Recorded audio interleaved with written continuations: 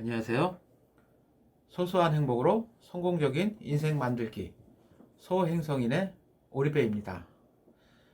여러분, 지난주부터 이제 위드 코로나, 이제 코로나와 함께 생활하는 그런 거리두기 해제, 그리고 24시간 영업이 풀렸습니다. 한 주 동안 많이들 자유를 만끽하셨는지 모르겠습니다. 하지만 이제 실외나 실내에서는 마스크 착용은 당분간은 계속 진행이 될 것 같습니다. 그동안 한 2년 좀 넘었죠. 잃었던 것들이 너무 많습니다.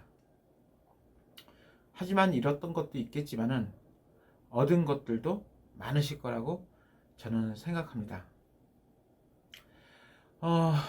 지난주에는 참 저도 많은 일이 있었어요. 지난주 수요일 날 장애인의 날이죠. 아시는 분은 아시겠지만은 또 모르시는 분은 모르시기 때문에 말씀을 드려볼게요.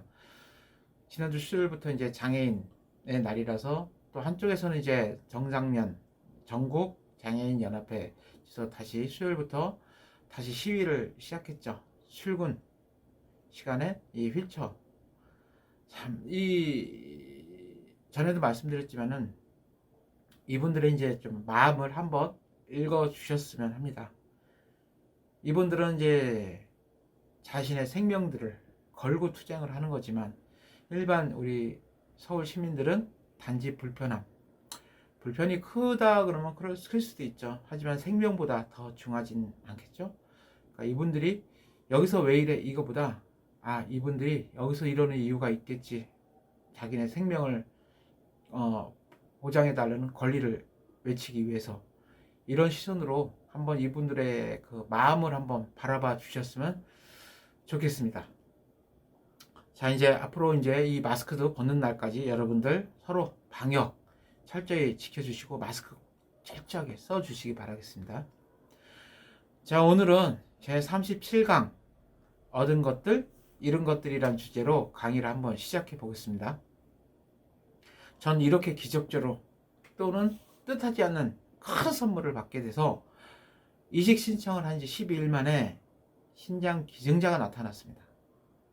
그래서 모든 준비를 마치고 오후 1시에 이제 수술실로 갑니다. 수술실 가기 전에 이제 미리 기도 삭간을 하기 위해서 고무 튜브를 코를 통해서 이 기도로 삭간하거든요. 이것도 쉬운 게 아니더라고요. 이 코를 통해서 고무 튜브가 들어오는데 입에서 갑자기 오바이트, 목젖을 건드리면 오바이트가 나잖아요. 오바이트가 나길래 그냥 간호사가 꿀꺽 삼켜라 그래서 삼키니까 그 이후로는 잘 삭간이 되더라고요.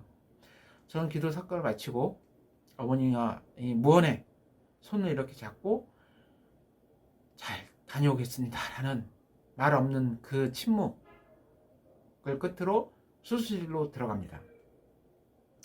수술은 장장 10시간 동안 진행이 돼요. 수술이 끝나니까 한 저녁 11시 이 정도 된다 그러더라고요. 그 시간 동안 어머니는 저를 기다리시더라고요. 먹는 것도 전혀 안 드시고 그냥 아들 무사히 수술 마치기를 밖에서 기도하셨다고 그러더라고요. 그 안에 이제 저희 인천에 사시는 작은 외삼촌이 계세요. 그분한테 연락을 해서 이렇게 그분도 인천에서 외숙모하고 함께 인천에서 올라와서 같이 기다리셨다고 하더라고요. 이제 긴 이 수술 시간을 지나서 일어날 때 갑자기 수술할 때 나도 모르게 스르르 잠이 들더니 깨보니 갑자기 숨이 턱 막히더라고요. 입에는 무언가 씌여 있었고 산소호흡기겠죠. 그리고 양손은 이렇게 침대, 손목이 이렇게 침대 양손 난간 있죠. 철제 난간. 거기 양손이 다 묶여 있더라고요. 이거 나중에 물어보니까 이게 깨어나서 손으로 호흡기를 마음대로 뽑지 못하게 하기 위해서 양손을 묶어 놓는다 그러더라고요. 그래서 자가호흡이 힘드니까 이제 깨어나면 자가호흡을 해야 되는데 인공호흡기를 끼면 호흡이 더 곤란해져요. 그래서 근데 옆에서 누가 손을 딱 잡아요. 그냥 딱 잡는 순간 그 따스함이 어머니의 손이라는 걸 알게 됐죠. 그래서 나는 이거 호흡기를 뽑아야 되는데 말은 안 나오죠. 그러니까 무턱대고 그냥 이렇게 그 철제 난간을 이렇게 톡톡톡톡톡 쳤어요. 그러니까 어머니가 왜 그러냐니까 이렇게 말을 못하니까 계속 신음소리를 내니까 간호사를 부르더라고요. 여기 깨어났다, 우리 배가 깨어났다고 간호사를 부르니까 간호사가 오더니 잠시 후에 이 호흡기를 탁 떼는 순간 이 또한 또 새로운 세상이 들어요. 이렇게 호흡하는 거 하나조차 할 수 있다는 게 너무 행복한 거예요. 사소한 것이겠지만 너무 행복함을 느끼더라고요. 내가 이제 다시 살아났다. 비록 다시 눈을 뜬 세상은 보이진 않았지만은 다시 이제 새 생명을 얻었다라는 만감이 교차되더라고요. 저는 이렇게 의식을 찾고 중환자실에서 회복실로 이동을 하게 됩니다. 회복실로. 그래서 이제 여기서는 어떤 치료를 하냐면은 뭐 닌겔을 꽂고 다른 치료 없어요. 그냥 개복을 했기 때문에 방구가 나오길 기다려야 돼요. 뱃속에 찬 공기가 밖으로 배출이 돼야 되거든요. 한 2, 3일 지난 것 같아요. 그때 드디어 기다리던 그 빵빠레 같은 방구 소리가 나옵니다. 제 귀에는 빵빠레로 들리더라고요. 그러고 나야지 이제 음식을 조금씩 먹을 수 있다 그래요. 그 전까지 이제 금식을 하게 돼요. 계속 영양제 주사를 맞고만 있는 거니까. 그 이후로 이제 방구가 나오고 나면은 죽부터 있고 맑음, 미음, 죽도 아니에요. 미음이야 미음. 물처럼 그런 걸 조금씩 먹으면서 이제 또 대변도 보고 그래야지 이제 일반 입원실로 옮겨진다 그러더라고요. 그렇게 저는 그 미음을 조금씩 먹고 한 2, 3일 뒤에 이제 입원실로 옮겨집니다. 이식 환자들은요, 대부분 일반 병동으로는 입원을 못해요. 왜냐하면 감염 위험성이 높기 때문에 저는 2인실, 1인실은 가격도 비싸기 때문에 2인실도 또 싼 건 아니지만 2인실로 이제 무균실 옮겨지게 됩니다. 거기서는 철저하게 마스크를 껴야 되고요. 손 소독도 이번 그 병실로 들어오기 전에 손속을 깨끗이 해야 돼요. 그리고 발에도 뭐 이렇게 천 같은 걸로 감싸야 되고요. 모든 세균을 차단하는 거예요. 그렇게 이제 입원실로 옮겨지게 돼요. 입원실로 옮겨진 다음에 이제 이 수술한 게 어느 정도 아물려면은 7일에서 한 열흘 정도 기다려야 된다고 그러더라고요. 그래서 그때까지는 이제 소변줄을 끼고 이제 소변량을 체크해야 돼요. 근데 소변량을 체크하기 때문에 이제 자주 1시간에 한 번씩 500cc 아니 500이란다 200cc 물 한 컵씩 물을 마셔야 돼요. 근데 1시간에 한 번씩 못 마시 최소 하루에 2리터 정도를 마셔야 된다고요.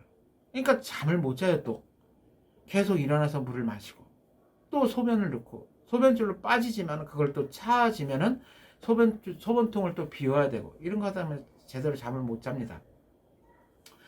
그래도 너무 반가운 게 소변을 넣을 수 있다는 거예요. 지금까지 투석받으면서 7년 동안 소변이 한 방울도 안 나왔어요. 왜냐? 투석기로 다 그 수분을 빼기 때문에 소변 넣는 게 소원이었어요. 근데 그 작은 소원이 드디어 이루어진 거예요. 물도 원 없이 마시고. 이렇게 저는 그 회복하기까지 이제 이 뱃속에 이게 뭘로 이렇게 딱 집어 넣더라고요. 이 전에는 이 실밥으로 꺼냈는데 이 안에 속근육은 실밥으로 꺼내도 겉에 가죽이 두껍잖아요. 배가죽이.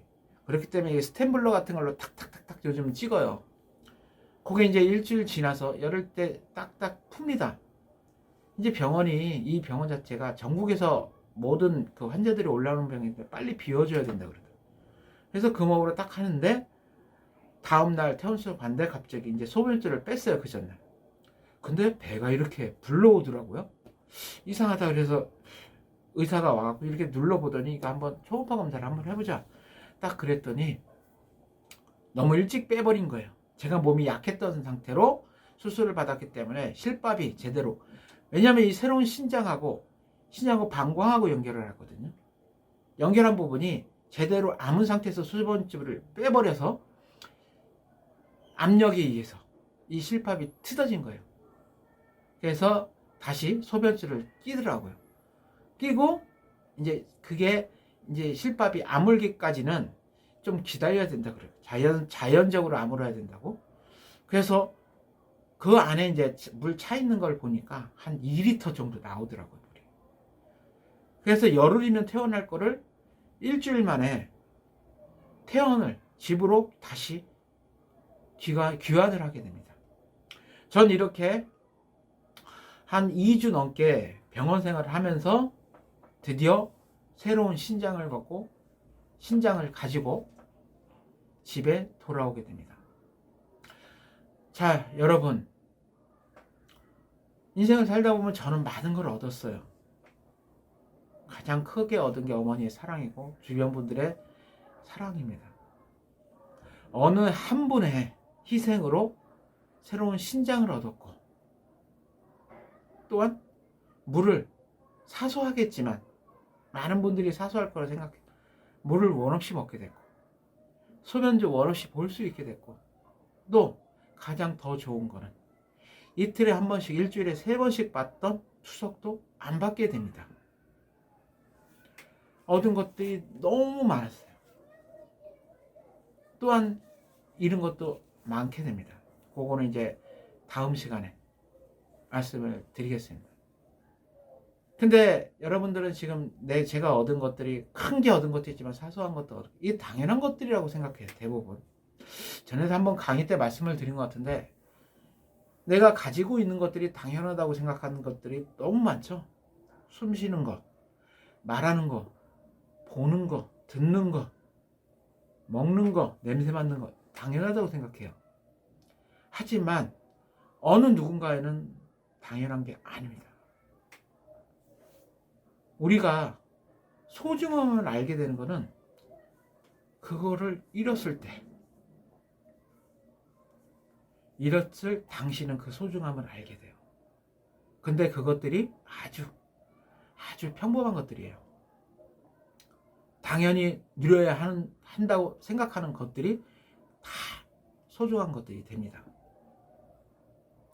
여러분들, 이번 한 주도 내가 지금 누리고 있는 모든 감각들, 내 주위의 모든 것들 얼마나 소중한지 한번 생각해보는 한 주 되셨으면 좋겠습니다.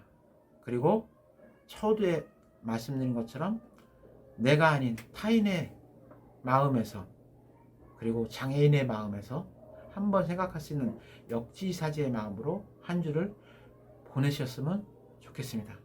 그럼 저는 다음 주에 또 여러분들 찾아뵙고, 오늘은 여기서 이만 인사드리겠습니다. 감사합니다.